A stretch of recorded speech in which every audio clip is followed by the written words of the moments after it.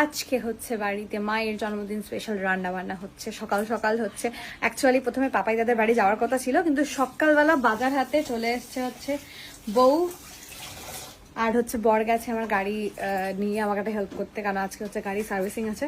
তো দাদা চলে এসছে, দাদা গাড়ি নিয়ে চলে গেছে। তখন হচ্ছে এখানে রান্নার বাহার হচ্ছে, সব বাজার টাজার দুজনে করে নিয়ে চলে এসছে। কি কি এনেছো? কাতলা এনেছো? কাতলা, চিংড়ি, চিংড়িও আছে, মাটন আর চিকেন। চিকেন আছে। মা সেই কি রাজবাড়ির খাওয়া দাওয়া হবে তোমার জন্মদিনে। সব সকালবেলা দুজনে মিলে কিনে টিনে নিয়ে চলে এসছে। তখন আমি ঘুমাচ্ছিলাম, 9:30 পৌনে 10টা কলিং বেল মারলো। তো এখন হচ্ছে এখানে রান্নার ভাত চলছে। আমি অ্যাপ্রান করেছি বিকজ আমি দুটো রান্না করব, বৌদি দুটো রান্না করবো, আজকে মায়ের রেস্ট। যাই হোক, আমি এখন হচ্ছে দই কাতলা বানাবো, প্রিপারেশন চলছে। আমি একজনের রেসিপি খুব ফলো করি, অতনুর রান্না করতো, তার থেকেই একটা রেসিপি ঝেপে নিয়ে জাস্ট আমি আজকে বানাবো, দেখবো কেমন হয় আর কি ব্যাপারটা। এই হচ্ছে দই কাতলা। অলরেডি ভাইয়ের থেকে আমি পেয়ে গেছি, কি বলে, প্রশংসা পেয়ে গেছি। এর তলায় আছে চিংড়ি, এটা হচ্ছে কি করে যেন ভাপা, না চিংড়ি ভাপা।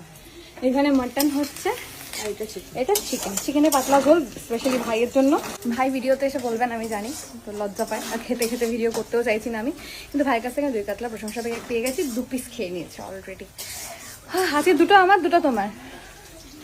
মালাইকারি আর মাটন তোমার, আর চিংড়ি আর মাটন আমার, চিকেন আর দই কাতলা আমার।